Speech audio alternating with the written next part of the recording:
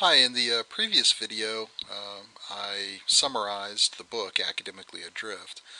Now that we are armed with a better understanding of what the book is and a summary of the book, the question that I'd now like to entertain and to explore is Academically Adrift an example of crisis communication?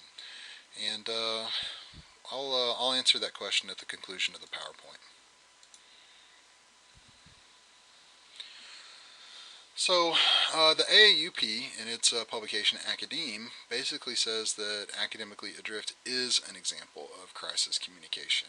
They say that we are in a state of crisis to do something.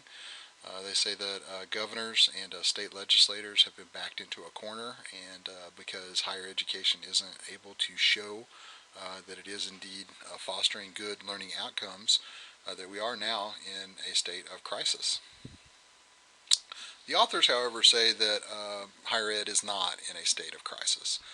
Specifically on page 120, they say institutional actors implicated in the system are receiving the organizational outcomes that they seek, and therefore neither the institutions themselves nor the system as a whole is in any way challenged or threatened.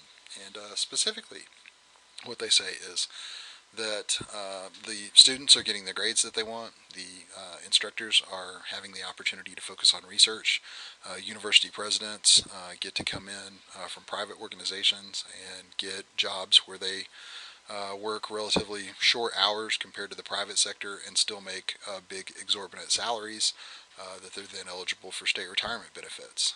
So the administrators are happy, the students are happy, and the university professors are also happy. The only people who are unhappy really are the legislators and the taxpayers and the parents who are having to foot the bill for this really expensive credentialing opportunity. Unless the state legislators force those systems into a crisis sort of footing, they are not currently on a crisis footing.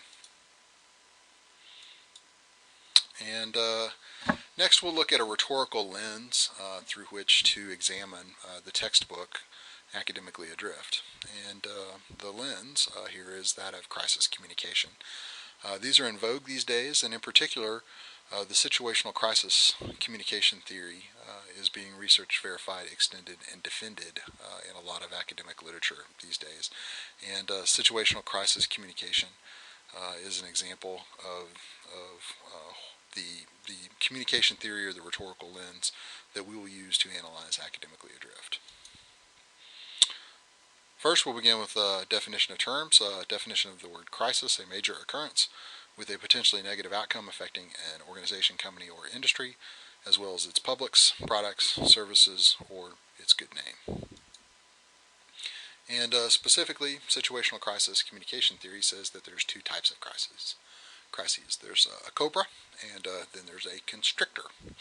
And we'll talk kind of about the difference in these two constructs. A cobra is a quick striking form of crisis that comes out of nowhere to quickly debilitate an organization. This form of crisis is usually attributable to some type of an external factor.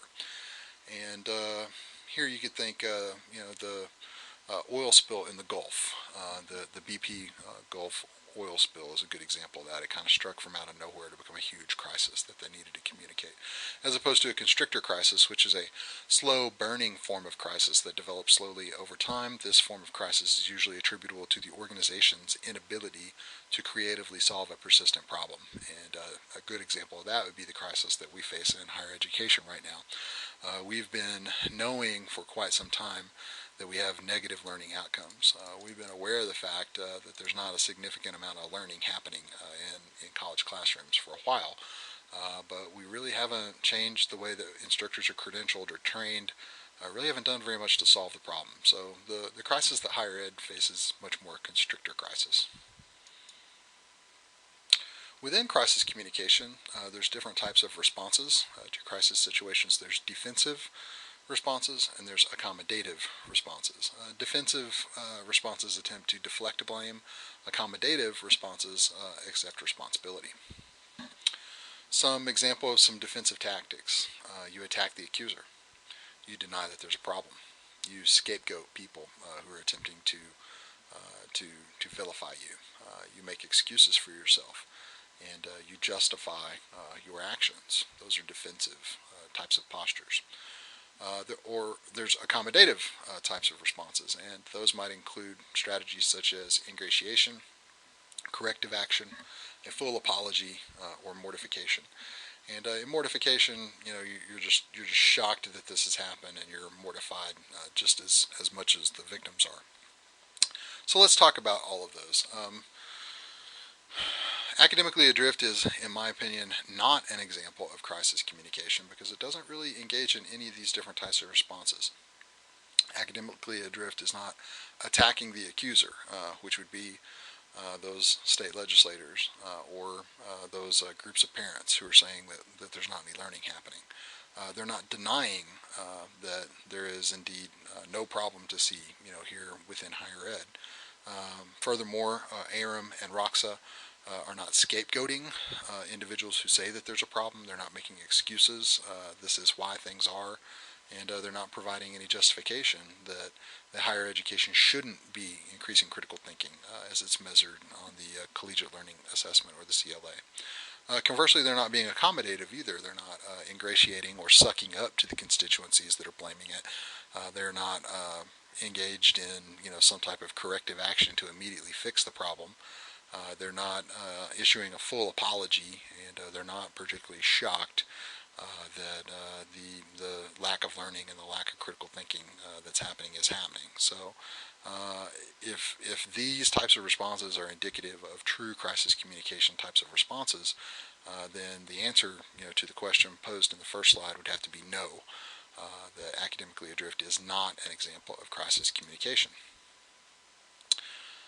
Specifically, a scholar within this field, Schramm, says that an unexpected and surprise element, a disruption of routine, an escalating flow of events together with a sense of losing control of the situation, heightened media attention followed by scrutiny, inquiry, speculation, and eventually the proliferation of negative publicity.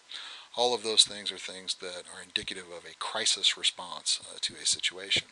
So while Academically Adrift is not an exact example of crisis communication, I think that it does fit into the steps that are kind of articulated here in the process of creating a crisis.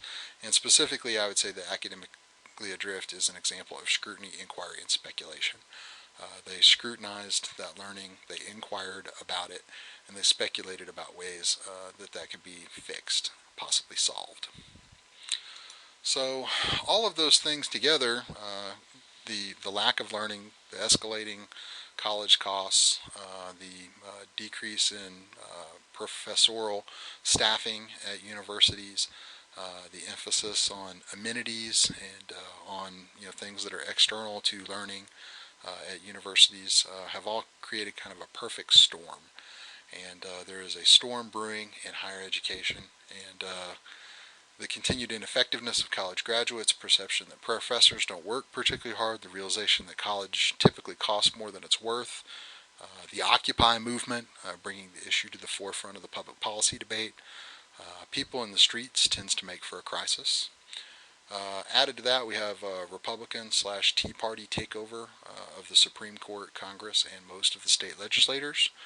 We have the inability of business-oriented university presidents to effectively articulate how learning happens. And one of the reasons why they aren't able to articulate why learning or how learning happens is because they don't really know how learning happens. They've been chosen because they are, in a position to guide a university and to make friends and to get donors to open up checkbooks, not because they were great professors and they know a great deal about learning in university settings. All of those things are elements in that perfect storm that I was talking about brewing. And we have, kind of popular culture sort of, saying that, guys like him from Office Space are cultural icons that are, are amotivational in nature, and they're, people that we should be looking up to. And then we have, $1 trillion in student loan debt. And we have, some very angry, folks in the streets talking about how they're not ever going to be able to pay off their debt. All that coupled with the fact that college really costs a lot, and that increasingly parents aren't able to afford it. I think all those things together means that we're in for kind of a reassessment as to how we look at education. And I'll leave you with this last slide. We've learned in the course of this program in classes like the history of higher education that our view of what we've looked at education as has changed a great many number of times in our country. And we've looked at education as a luxury, as something that very few people could afford to have, to education being something that if you wanted to have, you had to take out a ton of loans to get. We are now in the process of attempting to run education as a business, and arguably when that fails and we come to the conclusion that it is indeed a public good, that it is not something that can be ran as a business very efficiently or effectively, hopefully we will come, as the authors of this placard have come to the conclusion that they've come to, and that is that education is a right. And perhaps we will start to make decisions about education based on that model, because we're sort of in the middle of the mortgage and the business model right now, and as Arum and Roksa state in Academically Adrift, it is not working. Thanks for listening. Hope you learned something.